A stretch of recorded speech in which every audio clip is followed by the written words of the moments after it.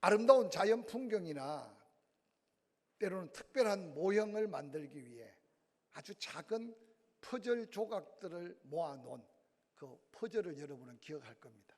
박스 안에 담긴 그 조각들을 바라보면 전혀 그 어떤 그림이나 형상이 기억되지 않지만 인내심을 가지고 하나하나 퍼즐 조각을 맞추어 가다 보면 어느 날 너무 아름다운 자연 풍경이나 때로는 아름다운 모형을 만들게 되는 것을 기억하게 될 것입니다.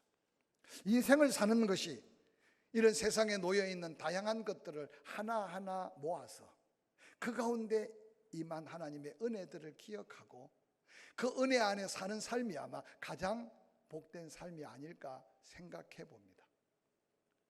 함께 예배하는 여러분들, 지난날 예수 그리스도를 마음의 구주와 주님으로 영접하고 십자가 붙들고 믿음으로 살아온 흔적들을 통해 하나님이 나를 통해 이루시고자 원하는 그 아름다운 하나님의 뜻들이 얼마나 아름답게 조각되어지거나 그 퍼즐이 맞추어지듯이 아름답게 완성되어 가고 있는지 한번 상상해 보시기를 바랍니다. 때때로 어떤 사람들은 그런 여러 가지 조각들을 한 손에 붙들고 흔들면 내가 기대하는 뭔가가 이루어질 것 같은 욕심에 사로잡혀 삽니다. 이런 욕심에 사로잡혀 사는 사람은 다른 사람의 의지나 생각이나 다른 사람의 어떤 마음을 헤아릴 여유가 없습니다. 모든 것을 자기 중심적 생각 속에 끌어들이려고 합니다. 그때 자기도 공허해지고 다른 사람들에게도 보이지 않는 상처를 주게 된다는 사실을 한번 기억해 보시기를 바랍니다. 뿐만 아니라 때때로 삶을 사는 모든 인생들에게 가장 어렵고 힘들게 느끼는 한 부분이 있다면 내 생각, 내가 가지고 있는 모든 걸 동원했는데도 그 어떤 것을 맞추어 갈 수 없는 인생의 한계를 느끼고 부딪힐 때가 있을 겁니다. 건강을 예로 들면 내가 나름대로 건강검진도 하고 운동도 하고 잘 관리했는데 어느 날 생각 밖에 청천벽력 같은 건강의 적신호를 만나면 어느 날 한순간에 지난날 누렸던 건강의 감격과 감사를 잃어버릴 뿐만 아니라 삶의 의미조차도 잃어버리는 한계 앞에 무너지는 삶을 느낄 수가 있을 겁니다. 직장도 마찬가지고 사업도 마찬가지입니다. 사업하는 사람들이 실패를 생각하고 사업하는 사람이 어디 있겠습니까? 그런데 진행해야 하는데 자꾸만 여건이 어려워지고 극복할 수 있는 한계가 도달할 때 자기도 모르게 좌절과 절망감이 사로잡힐 겁니다. 이런 한계 앞에 느끼는 고뇌, 이런 한계 앞에 느끼는 고통, 그것은 누구나 다 경험했던 삶일 수도 있을 것입니다. 근데 하나님 우리를 창조하실 때 우리의 생각 속에 할 수 있다고 생각하면 두려움 현장이라도, 근심하고 염려할 현장이라도 때로는 생각 속에 할 수 있다는 마음으로부터 그 두려움을 이길 수 있고 그 염려를 극복할 수 있다는 게 하나님의 말씀 속의 약속입니다. 그런데 그런 생각을 갖지 않고 할 수 없다고 포기하는 그 순간 두려움과 염려는 오늘날로 말하면 엄청난 스트레스로 우리에게 다가옵니다. 마침내 어떤 다른 방법, 어떤 다른 기회로 할 수 있는 것까지도 스스로 포기해버리고 포기한 그의 삶은 절망의 파괴력이 삶을 송두리째 망가뜨리는 것을 볼 수 있습니다. 사랑하는 성도 여러분, 각자가 바라보고 누리는 건 다릅니다.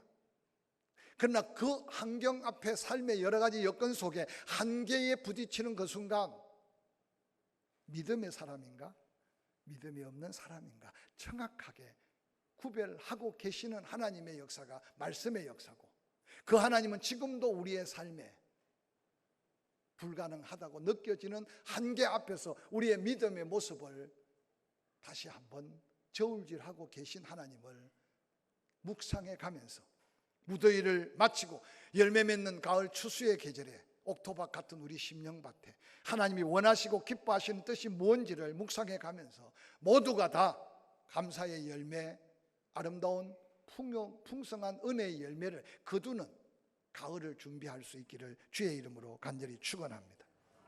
오늘 함께 묵상하고자 하는 본문의 주인공은 우리가 너무나 잘 아는 믿음의 조상 아브라함의 아들 이삭에 대한 삶의 모습을 통해서 우리에게 경고하고 있거나 때로는 도전하고 있는 말씀을 함께 들어가면서 혹이라도 우리가 우리 삶의 어떤 한계점에 또 넘어지고 또 쓰러졌다면 그 가운데 역사하신 하나님을 말씀 속에서 경험해 가면서 그 한계를 딛고 일어서 다시 하나님의 은혜를 경험할 수 있는 믿음의 자리에 설 수 있기를 주의 이름으로 간절히 축원합니다. 오늘 읽었던 본문 창세기 25장 21절은 이삭의 삶의 놀라운 한 역사를 이렇게 소개합니다. 이삭이 그의 아내가 임신하지 못하므로 그를 위하여 여호와께 간구하며 여호와께서 그의 간구를 들으셨으므로 그의 아내 리브가가 임신을 하게 됐다라고 소개하고 있습니다. 우리가 너무나 잘 아는 대로 아브라함이 하나님 말씀에 순종하여 갈대아 우르를 떠나 하란을 떠나 가나안 땅에 정착합니다. 하나님은 아브라함의 믿음을 축복하시면서 아들을 약속하셨습니다. 그때 나이가 75세. 근데 아브라함이 아들을 낳을 때 그 나이가 100세였다라고 성경은 기록합니다. 하나님의 약속을 믿고 순종하며 그 머나먼 길을 결단하며 떠났던 아브라함, 약속한 지시한 그 땅에 머물렀던 아브라함, 하나님의 임재를 기억하며 제단을 쌓고 예배했던 아브라함, 그런데도 때때로 하늘의 별을 봐라, 바다의 모래를 봐라 라고 말했지만 아브라함이 하나님의 약속의 응답을 받은 시간은 25년이라는 세월이 지났습니다. 그런데 너무나 놀랍게도 이삭 또한 성경에 40세에 결혼을 합니다. 그런데 에서와 야곱을 낳을 때 나이가 60세였다라고 기록하는 걸 보면 그 20년은 아이를 갖지 못해 애태우는 이삭. 그러면서 아마 아브라함 아버지가 자기를 낳았던 이야기들을 아마 숱하게 듣지 않았겠습니까? 그래서 이삭도 아이를 주시는 분 하나님, 또한 낳게 하시는 분 하나님, 그래서 하나님께 기도했다고 성경에는 기록합니다. 근데 응답받은 시간이 20년이라는 세월이 지나갈 때 리브가가 잉태했다고 소개하고 있습니다. 근데 오늘 이삭이 기도하여 아내 리브가가 잉태한 아이들에 대해서 하나님의 놀라운 계획이 있었습니다. 창세기 25장 22절 23절은 이렇게 기록합니다. 그의 아들들이, 즉 리브가의 배에 잉태된 아들들이 리브가의 태 속에서 서로 싸우고 있습니다. 그가 이르되 이럴 경우에는 내가 어찌할꼬 하여 하나님께 기도하고 물었다. 아이를 한 번도 낳아보지 않았던 리브가 뱃속에 전쟁을 치르는 그 사건은 얼마나 리브가에게 두려움이었는지 모릅니다. 그래서 하나님께 묻습니다. 23절 여호와께서 리브가에게 대답합니다. 네 태 속에는 두 국민이, 두 민족이 잉태되었는데 네가 그 아이를 낳음으로 두 민족이 나누어지게 될 것이라고 말씀해 주셨습니다. 아마 처음에 이 약속이, 하나님의 이 놀라운 말씀이 무슨 뜻인지 리브가가 몰랐을 수 있었을 겁니다. 근데 더 놀라운 것은 이 족속이 저 족속보다 강하고 큰 자가 어린 자를 섬기게 되리라고 분명한 하나님의 계시의 말씀을 받습니다. 우리가 늘 기억하지만 하나님은 완전하시고 정확하신 하나님, 할렐루야. 하나님의 말씀은 믿든지 아니 믿든지 말씀대로 이루시는 하나님, 그 하나님 바로 여호와 하나님이라고 말씀하지 않았습니까? 세월이 지나면서 아마 리브가의 생각 속에, 이삭의 생각 속에 아이를 처음 갖고 태중에 싸우는 그 가운데 기도한 이 말씀이 어떻게 흐려졌는지는 모르겠어요. 그런데 세월이 지나면 지날수록 이삭은 하나님의 이 엄청난 계시적 약속이 그에게 믿음이 되지 못하고 온전한 이해가 되지 못했던 것 같아요. 이삭의 생각, 그 생각이 하나님의 뜻보다 앞서가는 모습을 성경은 우리에게 비춰 보여주고 있습니다. 하나님 말씀하시고 증거해도 이삭은 이해할 수 없었습니다. 창세기 25장 27절 28절은 이삭의 이런 모습을 이렇게 소개합니다. 아이들이 장성했다. 에서는 익숙한 사냥꾼이 되었다. 그래서 날마다 아침만 되면 들에 나가고 들에서 사냥한 고기를 통해 에서가 잡아온 그 고기는 이삭에게 엄청난 즐거움이 됐다. 그런데 야곱은 조용한 사람이었다. 28절 너무나 아이러니한 말씀입니다. 이삭은 에서가 사냥한 고기를 좋아해서 그를 사랑하고 리브가는 아버지의 사랑을 받지 못하는 조용한 야곱, 그를 사랑했다. 오늘 이 창세기 25장 28절은 한 가정의 위기를 가져오는 어떤 문제 제기로 가정의 달만 되면 꼭 등장하는 말씀이 이 말씀입니다. 오늘 이삭이 가지고 있던 생각의 한계는 무엇이었을까요? 에서를 사랑할 수밖에 없었던 이삭의 마음은 어떤 마음이었을까요? 그는 독자니까 아브라함의 사랑과 아브라함에게 약속한 축복을 송두리째 받았습니다. 근데 그 근동 지역의 문화 또한 아브라함을 통해서 경험한 이삭은 자기 생각 속에 고정관념이 분명히 있었을 겁니다. 상식 전통. 그래서 혹시 무슨 말씀이 있어도 이삭이 생각할 때는 에서가 아브라함의 하나님, 이삭의 하나님, 에서의 하나님의 축복의 통로가 될 것을 생각하고 있는 이삭의 생각은 그 가정에 얼마나 크고 작은 어려움을 가져왔는지 모릅니다. 성경은 그렇게 말합니다. 아버지 이삭은 에서를 좋아했다고. 그 좋아한 이유는 아마 히브리 민족의 장자 우스권 관습 상식에 따라 생각하고 더 나아가서 더 이해할 수 없는 것은 에서가 사냥한 고기 때문에 에서를 더 사랑했다고 하는 이 본문은 믿음의 조상 아브라함, 그의 축복을 이어받을 이삭의 영적인 모습을 안타깝게 바라볼 수 있게 하는 한 장면이 아닌가 생각해 볼 수 있습니다. 창세기 27장 1절부터 이렇게 기록하고 있습니다. 이삭이 나이 많아 늙어 눈이 어두워졌다. 잘 보지 못했다. 그래서 날 맏아들 에서를 부릅니다. 내 아들아 하매 에서가 내가 여기 있습니다 대답합니다. 이삭이 에서에게 말합니다. 내가 이제 늙어 어느 날 죽을지 알지 못한다. 그런즉 내 기구 곧 화살통과 활을 가지고 들여나가 나를 위하여 사냥하여 내가 즐기는 별미를 만들어 내게로 가져와서 먹게 하여 내가 죽기 전에 내 마음껏 내게 축복하게 하라 라고 말합니다. 하나님의 은혜로 살았던 아브라함의 축복을 다 대를 이어받았던 이삭, 나이 늙어 이제 죽음을 눈앞에 준 자기 죽음을 어렴풋이 생각하면서 에서를 불러서 한 말은 하나님의 계획과 목적과 뜻과 너무 멀어져 있는 모습을 우리는 말씀으로 발견할 수 있습니다. 나이 많아 늙어 눈이 어두워 잘 보지 못하지만 마지막 할 수 있는 아브라함 아버지에게 받은 축복은 너에게 축복하기를 원한다. 큰아들 에서를 불러서 말하고 있는 이 모습 속에 하나님의 뜻과 멀어져 가고 있는 이삭의 모습을 발견할 겁니다. 그때 리브가가 그 현장을 목도하고, 리브가가 이전에 잉태하여 엄청난 두 아들의 뱃속의 다툼을 통해 들었던 하나님의 계시의 말씀이 아마 리브가는 두고두고 마음에 담고 있었던 또 다른 하나님 앞에 묻고 물었던 퀘션이 아니었는가 생각합니다. 하나님 분명히 먼저 나온 자가 나중 나온 자를 섬기고 그 둘 중에 분명히 서열이 바뀌어진 이 하나님의 계시의 음성을 듣고 그때서야 리브가가 야곱을 부릅니다. 너희 아버지가 지금 이제 죽음을 앞두고 아버지께 받은, 할아버지께 받은 그 축복을 에서에게 주려고 한다. 하나님은 이렇게 역사하셨다. 네가 그 복을 받아야 한다. 이미 야곱은 팥죽으로 장자의 명분을 샀지만 자기의 인생과 운명에 달라진 건 하나도 없습니다. 기억하고 생각해 보니까 자기 할아버지가 아버지에게 축복한 그 축복이 자기에게 그 축복의 기도가 임하지 않으면 아무것도 아니라는 사실을 깨닫게 된 것 같아요. 그래서 어머니의 도움을 받아서 우리에 있는 양 가운데 가장 먹기 좋은 양의 염소 새끼를 야곱이 잡아오고 평생 아버지의 입맛에 맞게 음식을 했던, 아무리 에서가 바베큐를 잘 구워도 그 안에 리브가가 구운 맛과 같겠습니까? 그래서 리브가가 정성껏 염소를 잡아서 그러고는 이제 음식을 만들어서 야곱이 걱정인 거예요.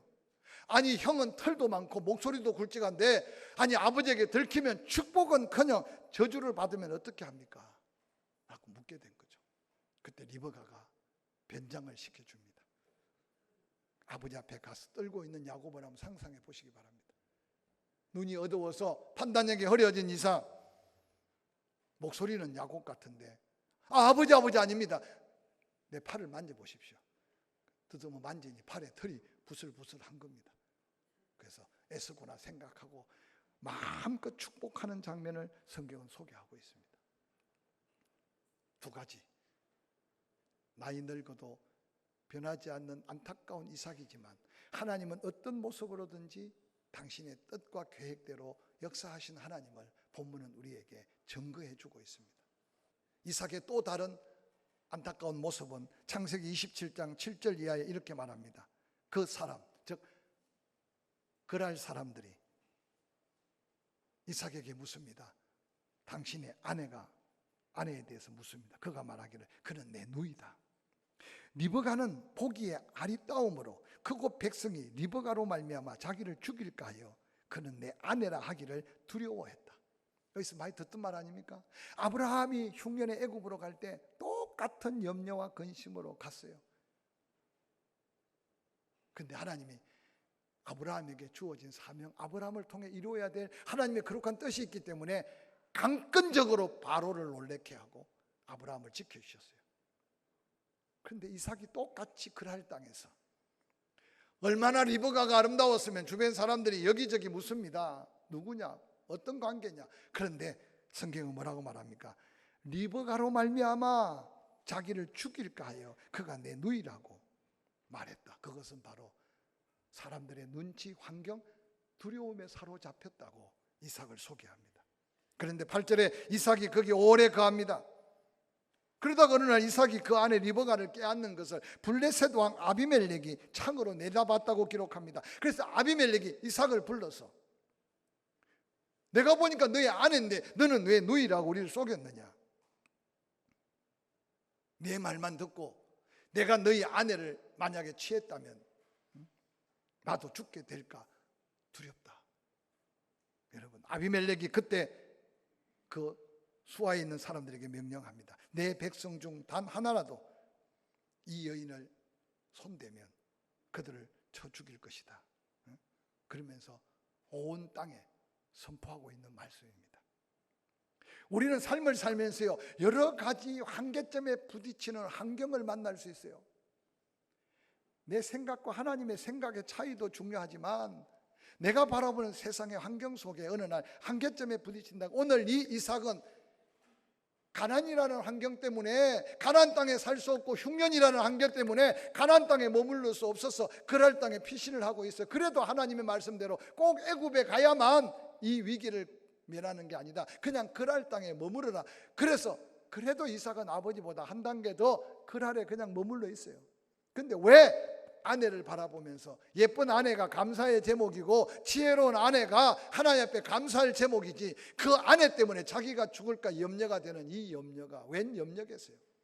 뿐만 아니라 이삭, 창세기 27장 33절부터 이삭이 크게 떨며 이르되 사냥한 고기를 내게 가져온 사람이 누구냐? 조금 전에 내가 배 터지도록 먹고 축복했는데 그가 누구냐는 거예요.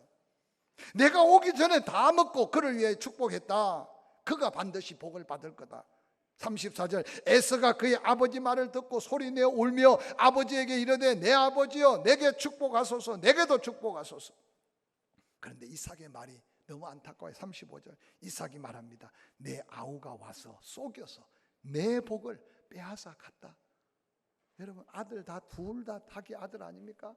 지금 나이 들어 이제 죽을 날이 얼마 안 남은 이삭, 그 세월이 지나도요 하나님의 역사하심과 간섭하심을 그 마음속에 확신하지 못하는 이삭의 이 안타까움을 이 본문 속에 기록하고 있는 모습을 제가 말씀을 준비하면서 느꼈어요. 그때쯤 되면 이삭이 어떻게 이야기해야 될 것 같아요? 아들아, 분노하지 말고 마음에 시험 들지 말아라. 나도 하나님의 뜻을 생각하지 않고 너를 사랑한 건 네가 알지 않느냐? 근데 너희 어머니가 잉태하고 난 다음에 이렇게 하나님의 계시를 받아도 나는 그걸 믿지 않았다. 그러나 돌아보니까 하나님은 여전히 너희들의 운명 가운데 하나님은 함께 하셨다. 네 아우가 너의 장자 명분을 팥죽으로 속여서 산 게 아니고 내가 아브라함 아버지의 그 축복권을 이어주기 위해 기도하려고, 너를 위해 기도하려고 했는데 하나님이 바꾸셔서 야곱에게 축복 기도를 했다. 하나님의 섭리 속에 그래도 너에게 하나님이 준비할 분복이 있을 거다. 이렇게 이해를 시키고 위로해도 에서의 마음이 시험에 들지 않을 수 있기가 쉽지 않을 텐데, 오늘 성경에 뭐라 그럽니까? 내 아우가 와서 내가 받을 복을 빼앗아 갔다.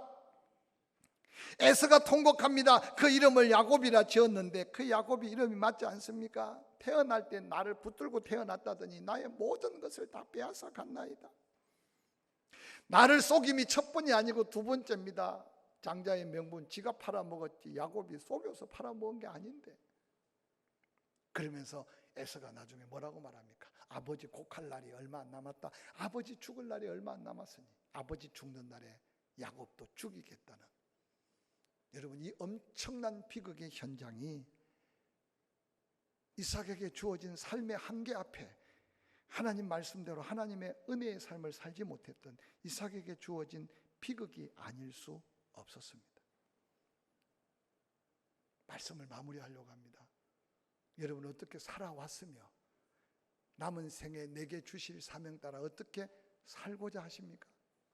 끊임없이 내 생각대로, 내 주장대로, 내가 알고 있는 상식대로 전통에 매여서 하나님의 뜻과 상관없는 삶을 사는 어리석음에 빠지지 않기를 주의 이름으로 간절히 축원합니다.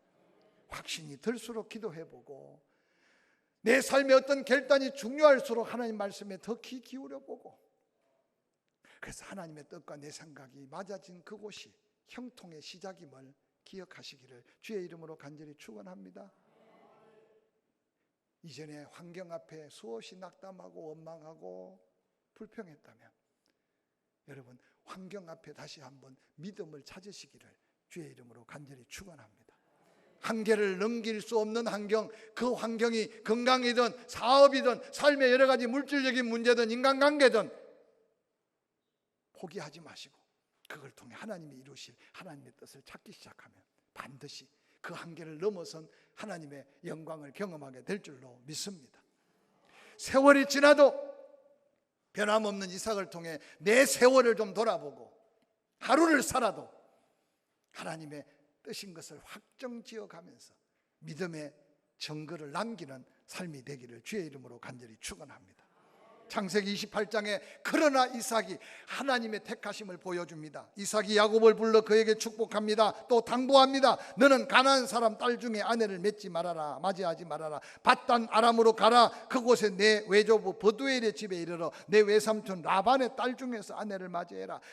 3절 정신을 차렸어요. 이삭이 에서가 야곱을 죽인다고 난리를 피우고 온 가정이 쑥대밭이 되었을 때 뒤늦게 이삭이 깨달은 거예요. 전능하신 하나님이 내게 복을 주시어 내가 생육하고 번성하게 하여 내가 여러 족속을 이루게 하시고 아브라함에게 허락하신 복을 내게 주시되 너와 함께한 내 자손에게도 주사 하나님이 아브라함에게 주신 땅, 너는 지금 머나먼 밧단 아람으로 피하여 가지만 하나님이 주신 이 땅에 내가 차지하게 되기를 내가 원한다, 확신한다. 이에 이삭이 야곱을 보내매 그가 밧단 아람으로 가서 라반에게 이르렀으니 라반은 아람 사람 버두엘의 아들이요 야곱과 에서의 어머니 리브가의 오라비였더라라고 기록합니다. 그래도 죽기 전에 이삭은 그 하나님의 뜻을 깨달았어요. 두 아들을 다 잃을 뻔한 이삭이 그때서야 깨닫고 야곱을 불러서 축복하고 있는 이삭의 이 모습은, 하나님은 그 뜻을 이루어가지만 이삭의 전 생애를 살펴보면 너무 아쉬움이 가득한 은혜지 않겠습니까? 뭔가 할 수 있을 때 하나님의 손에 붙들림이 얼마나 축복인가를 깨달으시기를 주의 이름으로 간절히 축원합니다. 기도할 수 있을 때 기도합시다. 기도할 수 있을 때 기도합시다. 감사할 수 있을 때 감사합시다. 찬양할 수 있을 때 찬양합시다. 누군가 도울 수 있을 때 도웁시다.